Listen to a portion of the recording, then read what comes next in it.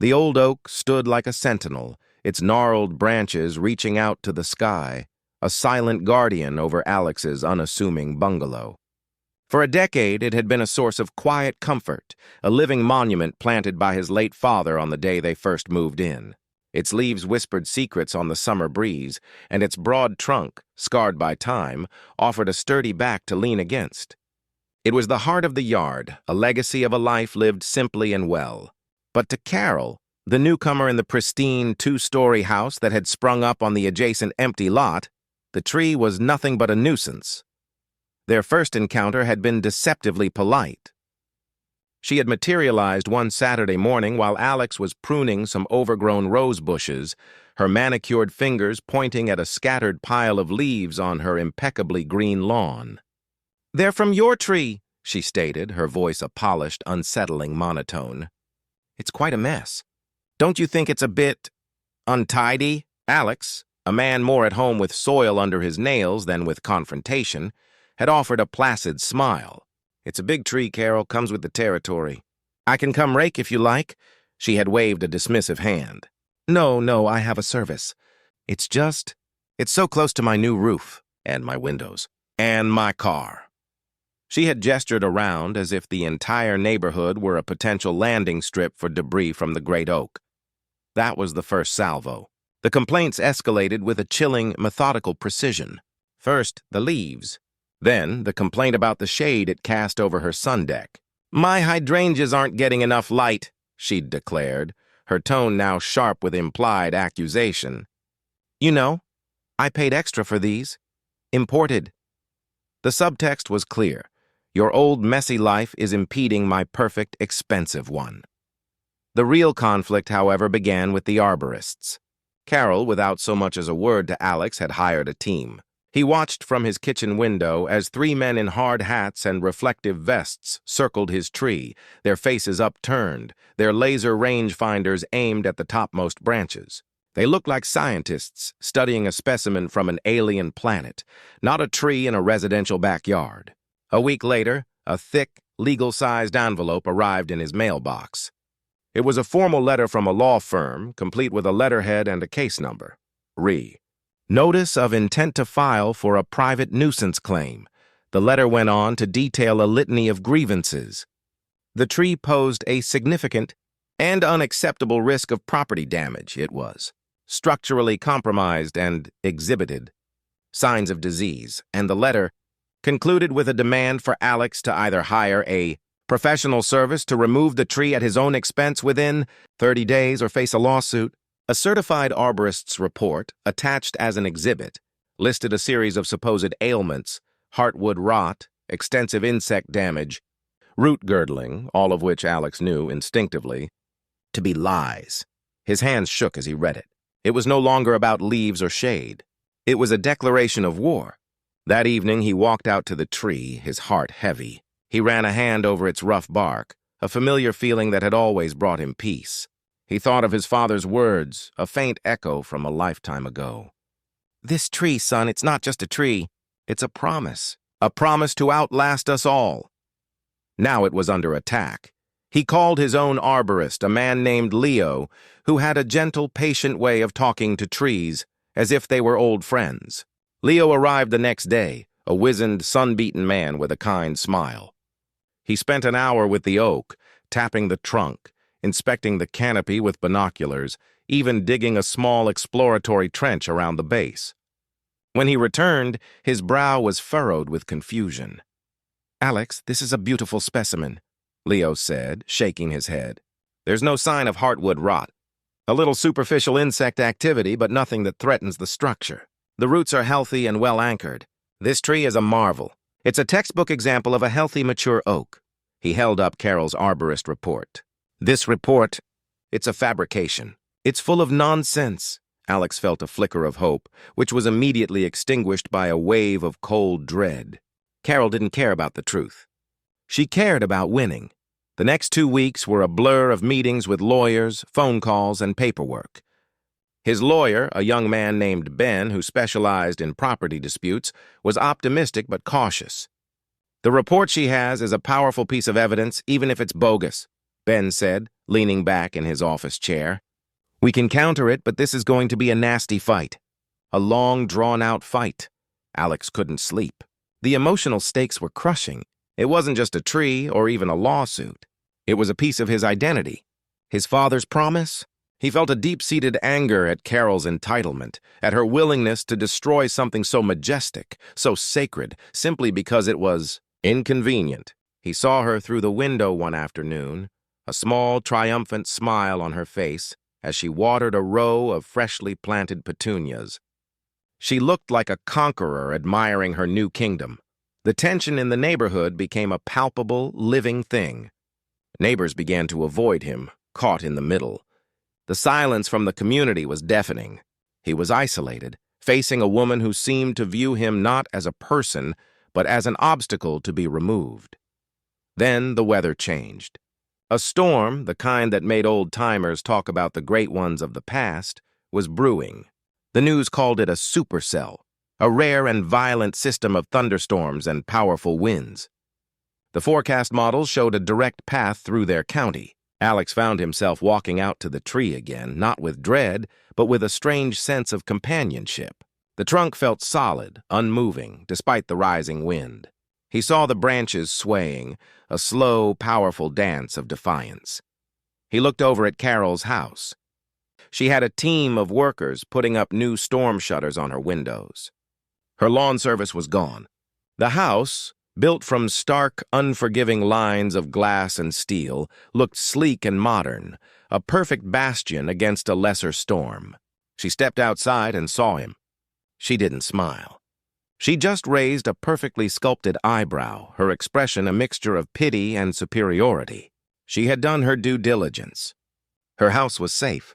Alex's dangerous, messy tree was his problem now. The first gusts of wind began to tear at the sky, a low, ominous howl that ripped through the quiet suburban air. The sound grew, a deep-throated rumble. Rain began to fall in horizontal sheets. Alex retreated indoors, watching the storm unleash its fury. Lightning cracked, followed by a thunderclap that rattled his bones. The old oak swayed, its leaves a blurred, frantic green against the dark sky. A sharp crack echoed from somewhere. Alex's heart leaped into his throat, but it wasn't his tree. He saw a flash of white, and a moment later a small maple tree, one of the ornamental ones Carol had planted, snapped in half, its crown tumbling into the driveway. He looked at the oak. It was bending, groaning, but holding. The full force of the wind, a ferocious gale that could snap telephone poles, was hitting it directly. And in that terrifying, powerful onslaught, he saw what he had been too close to see before. The tree was a bulwark, a shield. The new, modern house, with its wide, unprotected windows and its pristine facade, was in the direct line of fire. The wind was a solid wall of force, and the oak, with its immense trunk and dense canopy, was deflecting it, absorbing the worst of its fury and breaking its momentum. He watched as a piece of gutter from a neighbor's house tore off and flew through the air, only to be caught in the oak's branches and fall harmlessly. A large wooden sign from the main road tumbled end over end and was stopped dead by the tree, its journey ending with a dull thud. He saw Carol in her living room, her face pale, her hands pressed against the glass as the window visibly flexed under the strain. Her gaze, wide with dawning horror, landed on the monstrous living shield standing between the storm and her home. And for the first time, in the howling chaos of the storm, she saw not a threat, but a savior. And she knew with a sickening lurch that she was wrong. The howl of the wind slowly bled into the mournful wail of distant sirens. The rain, which had fallen in a horizontal barrage, now came down in a weary drizzle. As the first light of dawn broke, a world of twisted wreckage and splintered wood was revealed. Power lines hung limp like dead snakes. On every street, the skeletons of once proud trees lay across driveways and smashed vehicles. The suburban landscape, so meticulously manicured, had been violently humbled. Alex stepped out into his yard, the air thick with the smell of wet earth and torn leaves. His heart was still pounding from the terrifying symphony of the storm, but a quiet, profound relief settled over him as he surveyed the scene. His house was whole. His father's tree, though stripped of countless leaves and several smaller branches, stood tall and unbowed. The ground around its base was a mosaic of debris, a half-torn lawn chair, a child's plastic slide from a neighbor's yard, and a large, shattered piece of lumber, all stopped short by the oak's immense protective canopy. But it was what lay beyond his property line that truly told the story. Carol's yard, once a model of pristine landscaping, was a wasteland. The 2 ornamental maples she had planted were nothing but jagged stumps. Her brand-new 6-figure SUV had been crushed by the remains of a section of her own fence that had been ripped from its moorings. Her solar-powered garden lights, a source of such pride, were now scattered shards of plastic and glass. And her house, the sleek, modern bastion she had so carefully constructed, had paid a heavy price. The corner of her roof, where a powerful gust had seemingly deflected off the oak's crown, was a mangled mess of torn shingles and exposed plywood. A large crack spiderwebbed across the enormous picture window in her living room, a ghost of the force that had been held at bay.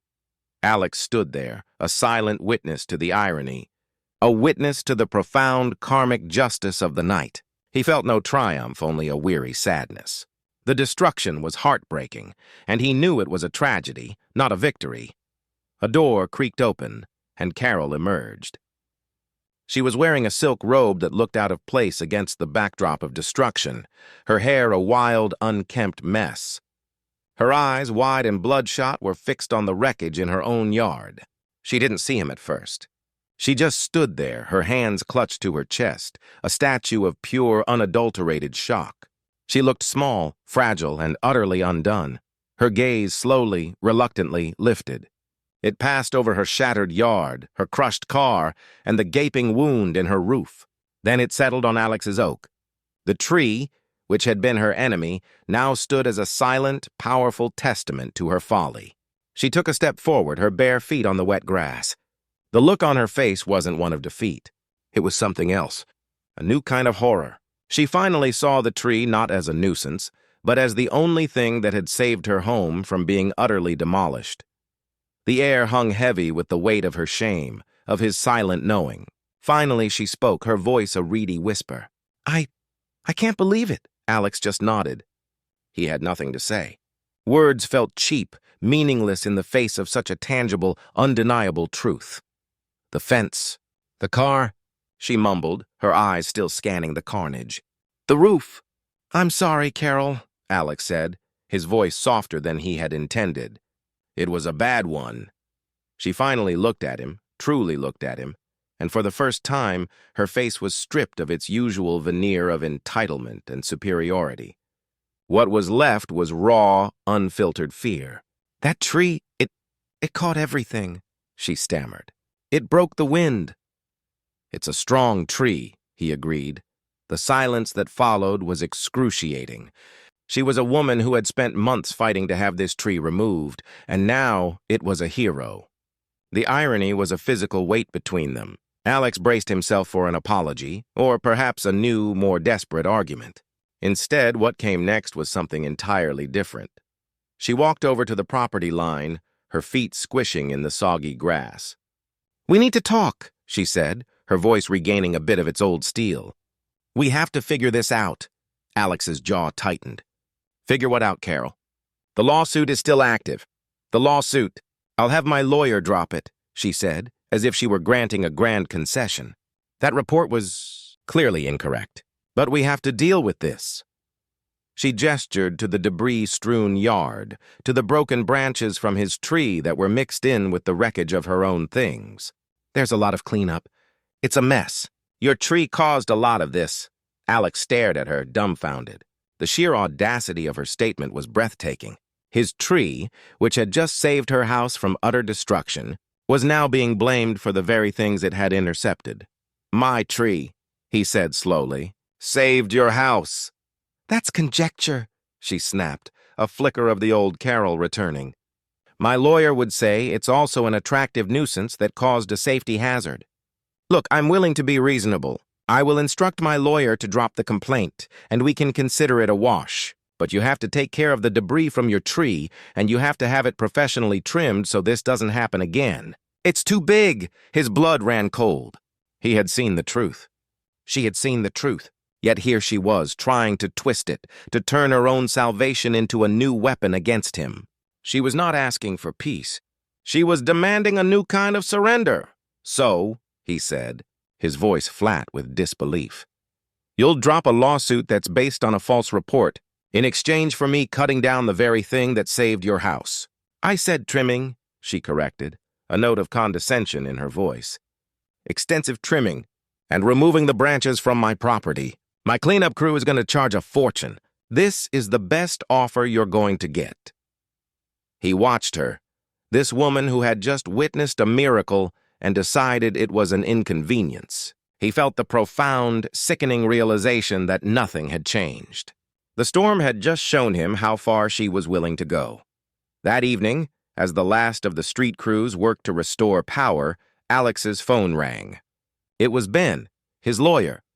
Alex, I just got off the phone with Carol's counsel, Ben said, his tone grim. He's not dropping the lawsuit. He's amending the complaint. He's filing a new motion, seeking an emergency injunction to have the tree declared a public nuisance. Alex felt the words like a physical blow. But why? After the storm, we just had a perfect demonstration of the tree's value. He's arguing that the storm demonstrated the tree as a danger to the entire street, that it's unpredictable and dangerous and a threat to public safety, citing the debris it caught and the damage to her property. He's found some obscure municipal code about overhanging branches. Alex sank into a chair, the phone slick in his hand. The storm hadn't ended their war. It had only given her a new kind of ammunition. The oak was no longer a personal nuisance. In Carol's eyes, it was a threat to the entire community, and she had just found a way to turn the very proof of its salvation into the key to its destruction. The next day, the small, quiet street was a hive of activity. Insurance adjusters and cleanup crews swarmed Carol's property, their movements a stark contrast to the grim stillness of her demeanor. She moved among them, a ghostly figure in her storm-battered robe, pointing at debris and speaking in hushed, furious tones into her cell phone. The new legal motion, Ben had explained, was a public relations play as much as a legal one. By framing the tree as a threat to public safety, Carol was no longer just fighting for herself. She was positioning herself as the neighborhood's reluctant protector, a hero fighting an immovable, selfish man and his dangerous tree. Alex felt it acutely. The looks from passing neighbors were no longer sympathetic. They were cautious, inquisitive, even accusatory. He overheard a snippet of conversation between two men across the street. Crazy, right? That old oak is a liability. You see what it did to her yard? They had seen the wreckage, but they hadn't seen the storm. They didn't see the torn-up section of roof or the splintered remnants of her own maples.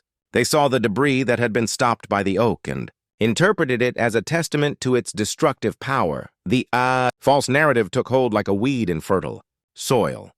Ben's counter-strategy was simple but daunting. They needed to prove the tree's protective nature in a way that couldn't be twisted or denied. We've got Leo's report, of course, but her lawyer will call him biased. We need irrefutable, impartial evidence, Ben had said, running a hand through his hair. Do you have any security cameras? A Ring doorbell?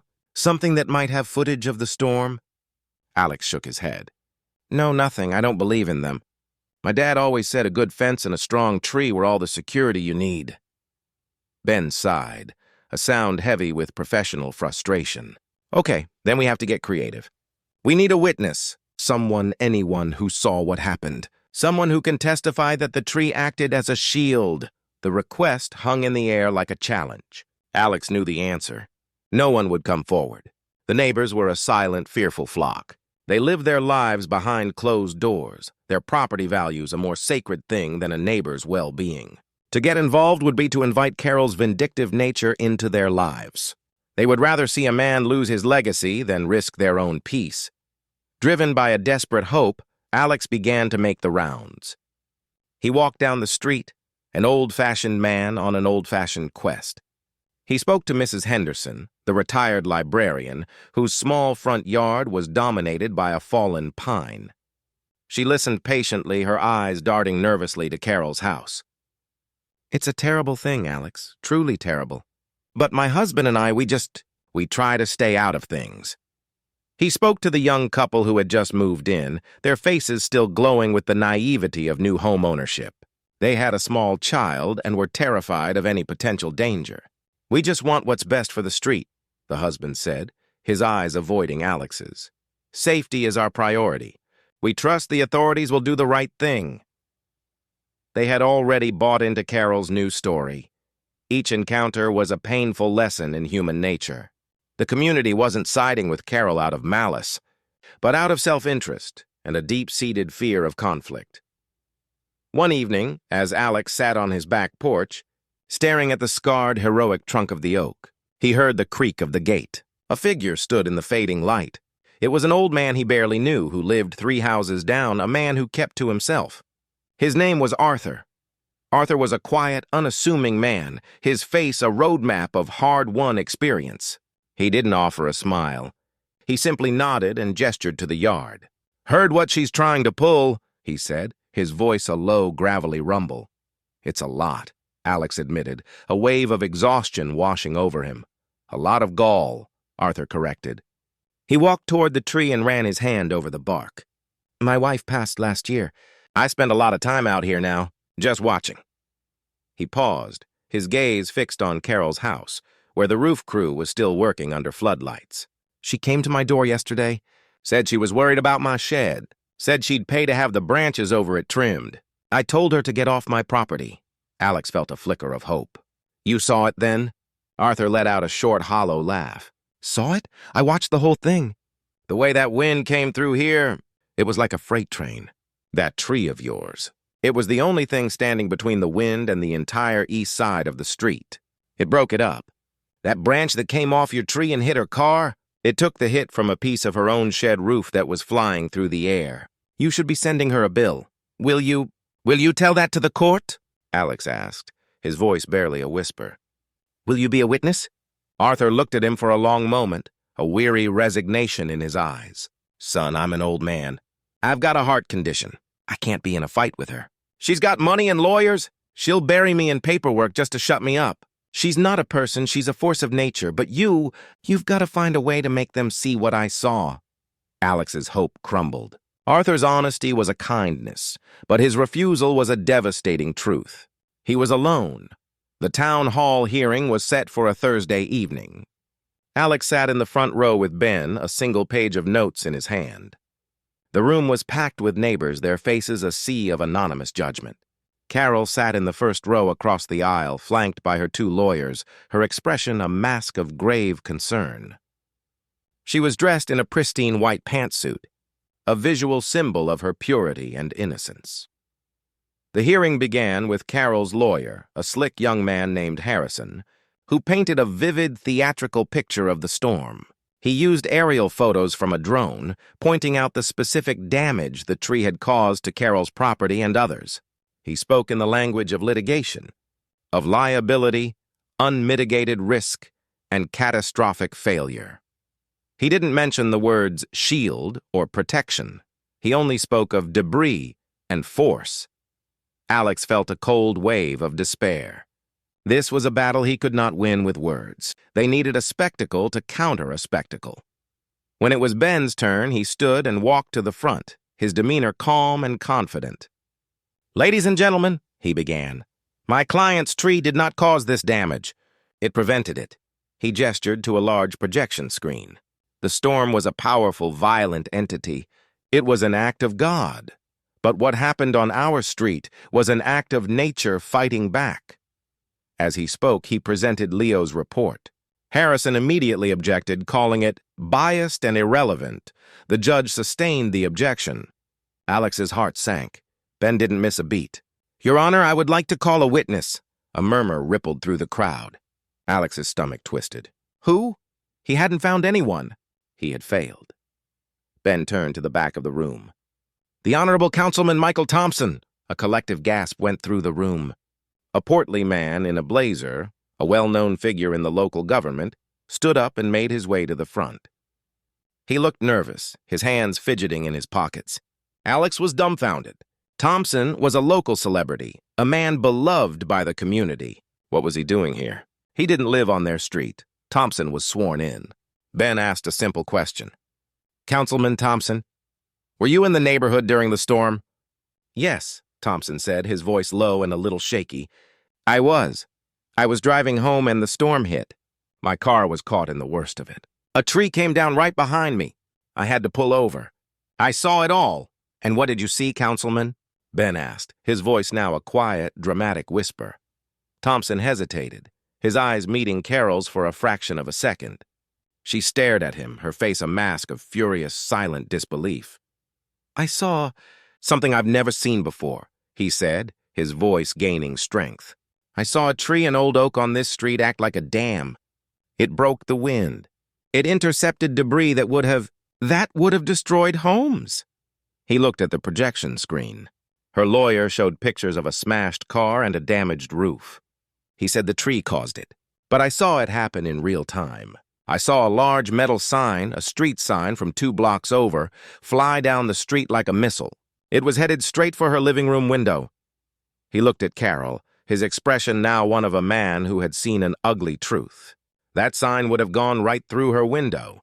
It would have leveled her house. But her tree, that dangerous tree, it caught it. It stopped it dead. The only damage to her roof was from her own ornamental trees snapping in the wind and getting caught in the vortex behind the oak. A wave of murmurs, this time of shock and awe, swept through the room. Carol's face went white. The judge leaned forward, his eyes fixed on the councilman, on this unassailable, unexpected testimony. I pulled over and watched it, Thompson concluded, his voice ringing with a new kind of authority. I watched that tree save this street, and I have it on my dash cam. The whole thing. The words hung in the air, a final unassailable thunderclap that silenced the town hall. And I have it on my dash cam. The whole thing. Councilman Thompson stood there, a beacon of unimpeachable testimony, a man who had stumbled upon the truth and now, with quiet courage, had laid it bare for everyone to see. The silence that followed was so profound that Alex could hear the faint hum of the fluorescent lights overhead. Every eye in the room was fixed on Carol. Her face, a moment ago a carefully sculpted mask of grave concern, had gone slack. Her jaw hung slightly ajar, her eyes wide with a frantic animal terror. The perfectly arranged white pantsuit now looked like a costume she had forgotten to shed. Her lawyer, Harrison, was a study in professional panic. He shot up from his seat, his face flushed. Your Honor, this is highly irregular. Unsubstantiated hearsay. We have no way to verify the authenticity of this footage. The judge, a no-nonsense woman with a reputation for cutting through legal theatrics, held up a hand. Counsel, I am certain the councilman, as a public official, understands the penalty for perjuring himself in a sworn statement. The fact that he's here at all lends significant weight to his testimony. The court will recess for 10 minutes. Mr. Thompson, please provide a copy of the footage to my clerk. Mr. Ben, prepare to present the evidence. The gavel came down with a sharp finality. Carol turned and whispered furiously to her lawyers, her hands gesturing wildly, her voice a series of hissed, furious commands. Her eyes, filled with cold, seething hatred, found Alex across the aisle. She wasn't just losing. She was being exposed. The grand, noble battle she had constructed was now revealed to be nothing more than a petulant, vindictive campaign built on lies. The shock was the raw truth of her own failure. During the recess, Alex stood in the hallway with Ben. He felt dizzy, a strange mixture of relief and disbelief. Councilman Thompson. Why? He whispered. Why would he do that? I have no idea, Ben said, his own face a mask of bewildered triumph. This is a gift from the gods, Alex. He's a good man, I guess. He saw an injustice and decided to do something about it.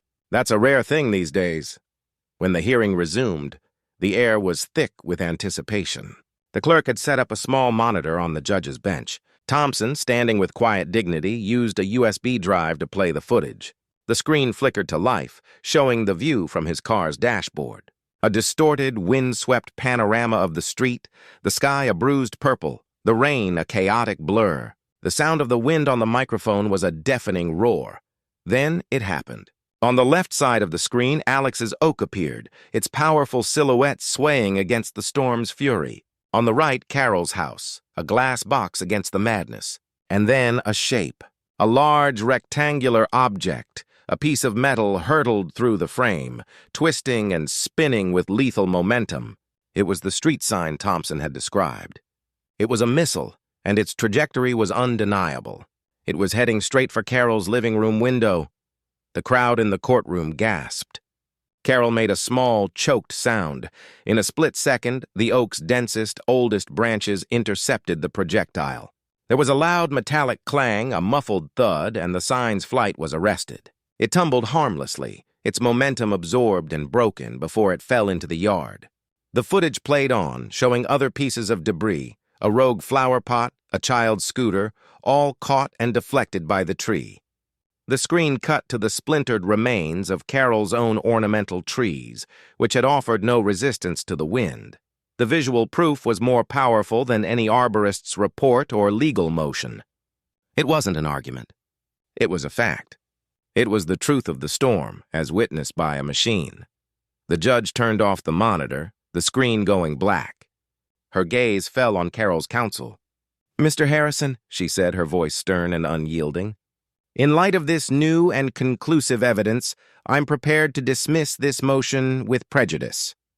Furthermore, I will be flagging this case for a review of your firm's conduct in filing a motion based on a demonstrably false arborist's report." Harrison, a man who had built his career on winning, stood there defeated, his face a grim, stony mask. The judge looked at Carol. "As for you, Ms. Thompson, your claim of a public nuisance is denied. The case is closed." She gavelled the session to a close. The room erupted. Whispers turned to shouts. The neighbors, who had just moments before avoided Alex, now gathered around him, their faces a mixture of apology and awe. "I knew it," one of them said. "I knew that tree was something special." It was a lie, of course. They had believed Carol's story until it was no longer convenient. Alex felt a surge of bitterness, a cold realization that their praise was as fleeting and worthless as their silence had been. He made his way out of the town hall, leaving the cacophony behind. He walked home, the setting sun painting the sky in a bruised palette of purples and reds that mirrored the colors of the storm. As he turned onto his street, he saw them. 2 news vans, one from the local affiliate, one from a national news service. A camera crew was set up on the sidewalk in front of his house, their cameras pointed directly at the oak. They had heard about the dashcam footage. The story was no longer a small-town legal battle. It was a viral sensation. He was now the reluctant hero of a narrative that was unfolding without his permission. He spent the rest of the evening in a daze, fielding calls from Ben, from the media, from neighbors he hadn't spoken to in years. The world had turned upside down. Carol was no longer just his problem. She was a public figure, a character in a drama that had just been streamed into thousands of homes. The next morning, Alex stepped outside to find a new kind of silence on his street. The cleanup crews were gone. The adjusters had left. But the neighbors were out, not to gossip, but to look at his tree. They weren't talking. They were just staring as if they were seeing it for the first time. They looked at the scars on its trunk, the snapped branches on the ground, and a new kind of respect, a quiet reverence, passed between them. He walked over to his fence line where a small white car had pulled up. It was Carol. She was alone. She got out of the car, her face pale, her eyes burning with an unholy fury. She was not a broken woman. She was an enraged one. She walked to the curb, her hands balled into fists, and stared at Alex, her gaze so intense it was almost a physical blow. "You did this," she said, her voice a low, furious hiss. "You planned this. That councilman, that dash cam, you set this up. You made me look like a fool." Alex stared at her, dumbfounded. The sheer, breathtaking arrogance of her refusal to acknowledge the truth left him speechless. It was not enough that he had won. She had to believe that her loss was his fault, that he had cheated. "Carol," he said, his voice quiet and firm, "I didn't do anything. The tree did. The storm did. You had your chance. You could have been a decent person. Instead, you're standing here blaming me for your own humiliation. She took a step closer, her eyes blazing. "I will not lose this. You don't know who I am. I will find another way. You and that ugly tree, you'll both regret this." She turned on her heel and got back into her car, speeding off down the street. Alex stood there watching her go, a cold certainty settling in his stomach. The legal battle was over, but the war had just gone personal. The next few days were a blur of media interviews, phone calls, and the strange, uncomfortable sensation of being a local celebrity. The dashcam footage had gone viral, a small, quiet act of salvation captured for the world to see. Alex was called the Tree Guy, a modern-day folk hero who had stood his ground against a Karen, a term that had been whispered about Carol in the neighborhood for years and was now being shouted across the internet. But the notoriety felt hollow. It was a victory, yes, but a victory that came at the cost of his quiet, simple life. The peace he had so desperately sought was now gone, replaced by a constant stream of inquiries and the awkward, apologetic greetings of his neighbors who had previously been too afraid to stand by him.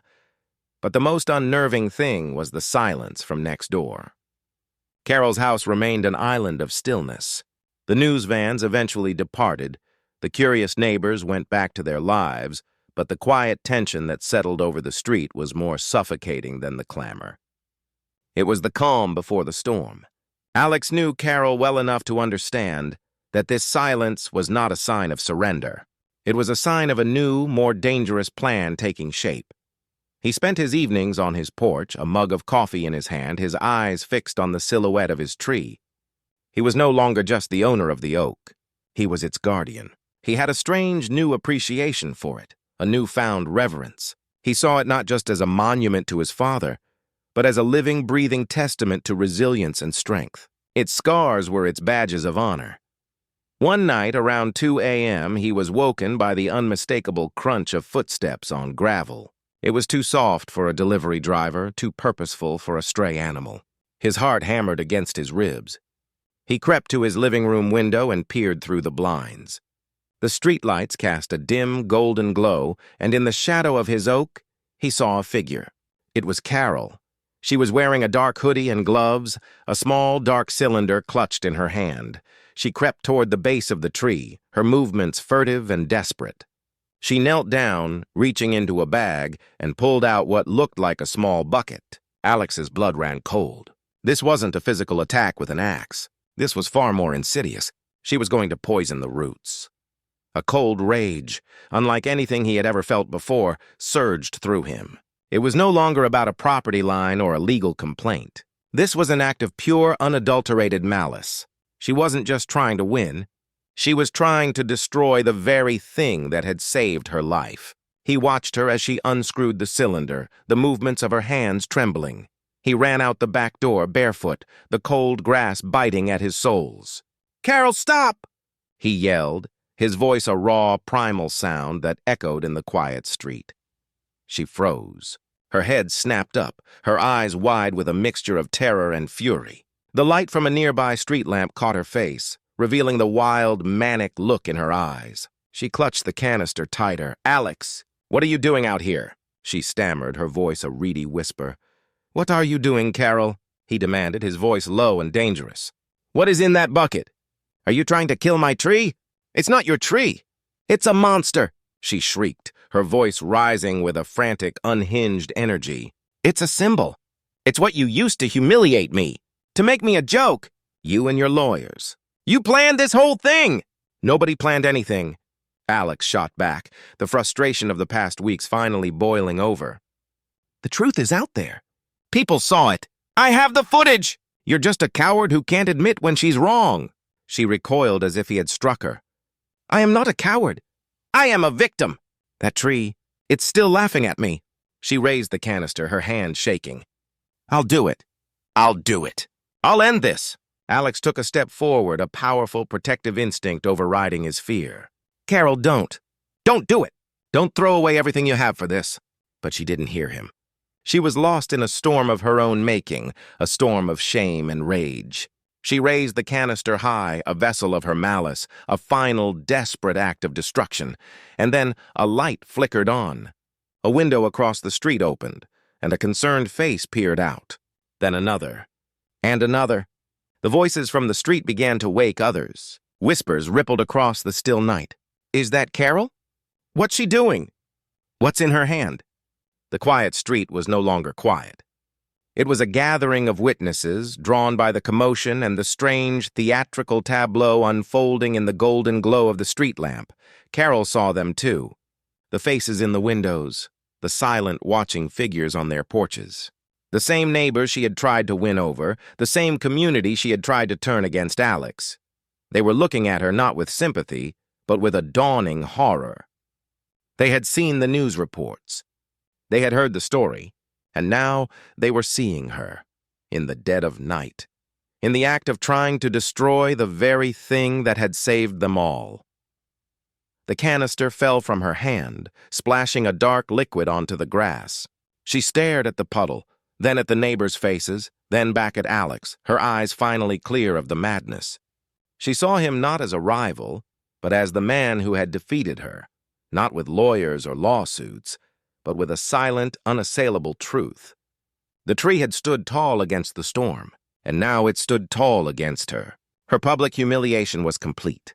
She had lost the battle in court, but now she had lost something more profound: her dignity, her reputation, and any shred of respect she had left. She turned and, without another word, shambled back to her house. Her shoulders slumped in defeat. The watchers in the windows remained silent, their gaze fixed on the quiet, shuddering figure. The tree stood tall, unbowed. It had saved her house and her life, and now, by simply existing, it had revealed the depths of her soul. The storm had proven its physical strength, but her final, desperate act had proven its moral power. The end of the story is not a triumphant, celebratory victory. It's a silent, sober,